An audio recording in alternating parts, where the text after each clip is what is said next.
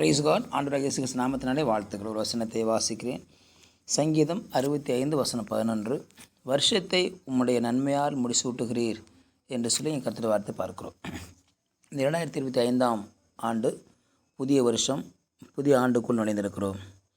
இந்த வருஷத்தை ஆண்டவர் நன்மையினால் முடிசூட்டுகிறவர் என்று சங்கீதக்காரன் சொல்கிறான். யாருடைய நன்மை? உம்முடைய நன்மையினால், தேவனுடைய நன்மையினால் இந்த வருஷம் முடிசூட்டப்படும். மனுஷனுடைய நன்மையினால் அல்ல, மனுஷன் நீதினால் அல்ல, மனுஷன் செய்கிற தான தர்மத்தினால் அல்ல, மனுஷனுடைய வாக்கினால் அல்ல, மனுஷன் செய்கிற காரியத்தினால் அல்ல, தேவனுடைய நன்மையினால், பரலோகத்தின் நன்மையினால். தேவனுடைய குணாதிசயமே நன்மை தான். தேவனுடைய குணாதிசயமே நன்மை செய்வது தான். இயேசு கிறிஸ்து பூமியில் நன்மை செய்கிறவராக சுற்றித் திரிந்தார் என்று எழுதப்பட்டிருக்கிறது. இயேசு ஒருவர் நன்மைக்கு பாத்திரர். அவர் நன்மை செய்கிறவராக இருந்தார், நன்மை செய்தார். நன்மை செய்வது அவருக்கு பிரியமாக இருந்தது. நன்மை மாத்திரமே செய்தார். தீமைக்கு தீமை செய்வது அவருடைய குணாதிசயம் கிடையாது.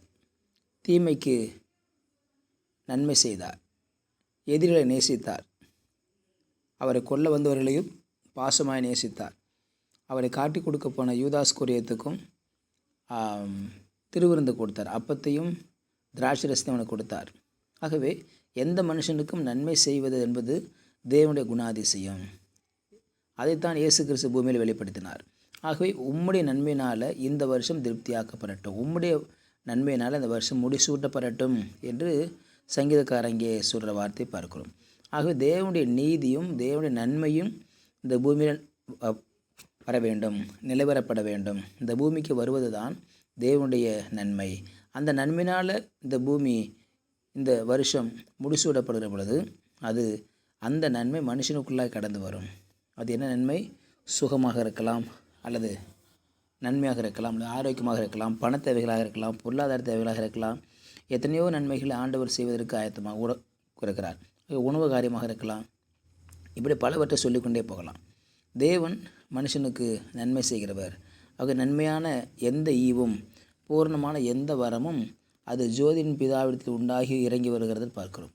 நன்மையானது அது பரலோகத்துக்குரியது. ஆகவே பரலோகத்திலிருந்து நன்மை வருகிற பொழுது இந்த ஆண்டு நமக்கு அது நன்மையான ஆண்டாக மாறும்.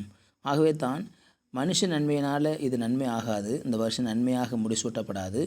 தேவனுடைய நன்மையினால் முடிசூட்டப்படும், தேவனுடைய கிருபையினால் முடிசூட்டப்படும், தேவனுடைய தயவினால் முடிசூட்டப்படும். அப்போ தேவனுடைய நன்மை, தேவனுடைய இரக்கத்தினால் இது முடிசூட்டப்படும் என்று சொல்லி நான் பார்க்கிறோம். ஆகவே இந்த வருஷத்தை நாம் ஆவலோடு காத்து கொண்டிருக்கிறோம்.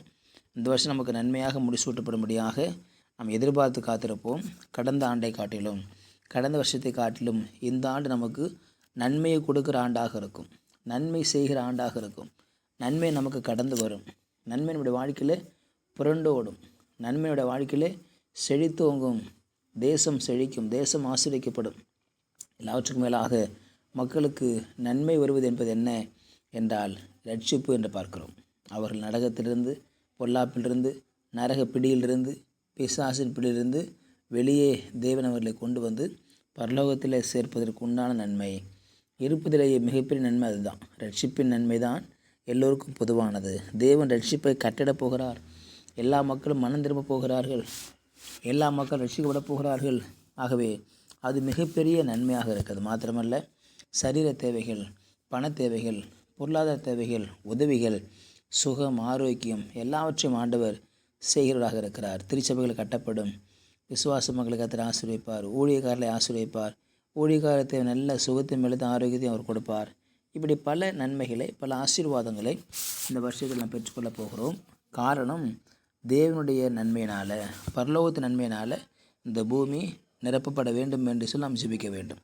அப்படி ஜெபிக்கிற பொழுது இந்த ஆண்டு நன்மையின் ஆண்டாக மாறுவதில் சந்தேகமே கிடையாது. தேவன் தம்முடைய ஆவியினாலே, தம்முடைய கிருபையினாலே இந்த ஆண்டை நன்மையான ஆண்டாக மாற்றி கொடுப்பார். அநேகருக்கு நன்மை செய்யக்கூடிய காரில் ஏற்படுத்தி கொடுப்பார். அநேகர் உதவி செய்யக்கூடிய வாய்ப்புகள் ஏற்படுத்தி கொடுப்பார். அநேகருக்கு நாம் நலத்திட்டங்களையும் நற்செய்திகளையும் சொல்லக்கூடிய வாய்ப்பை ஏற்படுத்தி கொடுப்பார். ஆகவே நாம் ஆண்டவருக்காக இந்த ஆண்டில் அநேக நன்மைகளை செய்வோம். காரணம், இது தேவன் நமக்கு நன்மையின் ஆண்டாக மாற்றி கொடுத்திருக்கிறார். ஆண்டுடைய நன்மையினால், பரலோகத்தின் நன்மையினால் இந்த பூமி ஆசீர்வதிக்கப்பட போகிறது. காத்திருப்போம். கர்த்தருக்காக பெரிய காலை ஜெபிக்கலாம். பரிசுத்த நாளுக்காய் ஸ்தோத்திரங்களோட கேட்ட வார்த்தை நன்றி ஆண்டவரே. எங்களுடைய இந்த 2025ஆம் ஆண்டு நன்மை ஆண்டாக, பரலோகத்தின் நன்மை இந்த பூமிக்கு கடந்து வருகிற ஆண்டாக மாற்றி தாரும். உங்களுடைய கரத்தாத்தும் இயேசு நாமத்தில் பிதாவே. ஆமேன். ஆமேன். You will be சக்சீடர்.